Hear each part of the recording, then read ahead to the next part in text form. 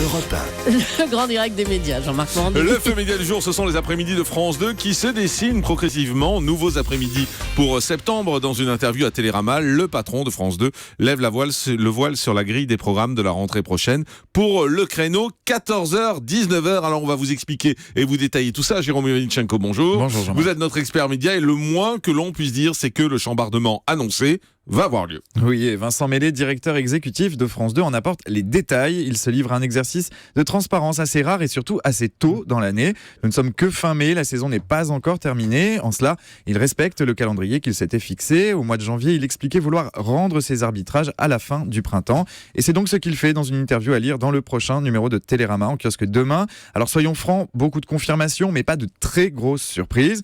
Il confirme d'abord l'arrivée de Frédéric Lopez à 14h avec une nouvelle émission intitulée 1001 vies. Le concept, une émission de témoignages positive, censée raconter de belles histoires, comme sait le faire l'animateur de Rendez-vous en terre inconnue, au croisement de la parenthèse inattendue et de toute une histoire qui disparaîtra donc après 10 ans d'existence, comme on vous l'avait annoncé depuis plusieurs semaines. Autre confirmation d'une information qui tournait là encore depuis plusieurs semaines, c'est l'arrivée de Thomas Touroud en toute fin d'après-midi, juste avant Nagui. Le transfuge de Canal+ proposera en direct un talk-show d'actualité, d'infotainment, à la fois informatif et divertissant. Donc, autour de lui, des chroniqueurs, des humoristes. Le nom de code de ce programme, pour l'heure, c'est « Les Français ont toujours raison ». Le tout sur une case que Thomas Touroud connaît bien. Il s'était essayé au Pré-Access avec le Before du Grand Journal pendant la saison 2014-2015.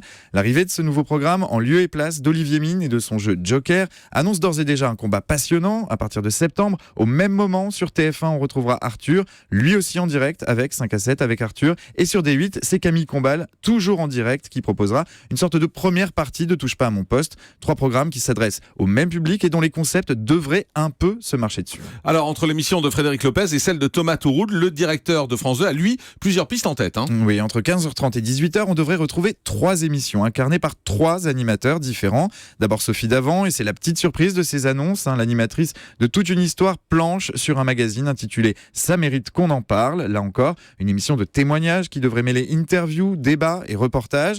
Il s'agit de l'adaptation d'un programme espagnol. En revanche, le directeur des programmes de France 2 n'est pas très clair sur la date à laquelle ce programme pourrait arriver à l'antenne. Ensuite, on pourrait aussi retrouver un autre habitué des après-midi de la chaîne, puisque Stéphane Bern finalise 2 projets. Il a tourné des pilotes, une émission autour de l'histoire, une autre autour du patrimoine et des plus beaux lieux de France. Enfin, Vincent Meslet annonce aussi l'arrivée d'un nouveau visage, celui d'Amanda Scott, qu'on a pu voir aux côtés de Dave le dimanche sur France 3. L'animatrice repérée sur France 4 héritera d'un nouveau divertissement qui devrait ressembler à un show à l'américaine, un peu dans la veine de ce que font Oprah Winfrey ou Ellen DeGeneres. Cette grande valse des programmes, elle signe mécaniquement la fin d'autres émissions. Si Stéphane Bern, on l'a vu, est toujours dans la partie, son émission Comment ça va bien est jetée aux oubliettes. Exit aussi Christophe Michalak et son jeu culinaire dans la peau d'un chef. En tout cas, cette redistribution des cartes, la direction de France 2 en avait fait sa priorité. Oui, avec la patronne de France Télévisions, Delphine Ernotte, Vincent Meslet avait identifié les points noirs de la grille de France 2. Dans Télérama, il raconte être parti de ce qu'il appelle un bilan lucide de la situation, qu'on peut traduire plus simplement par qu'est-ce qui marche, qu'est-ce qui ne marche pas. Pas question de toucher à ce qui fonctionne en termes d'audience, les fictions, les programmes d'information et l'Access de Nagui. En revanche, le vrai challenge, c'était de donner plus de vigueur à des après-midi un peu assoupis. Aujourd'hui, il prouve qu'il a pris la mesure de cet enjeu, le tout avec une petite contrainte de rien du tout, économiser 10 millions d'euros. En clair, être plus attractif tout en coûtant moins cher.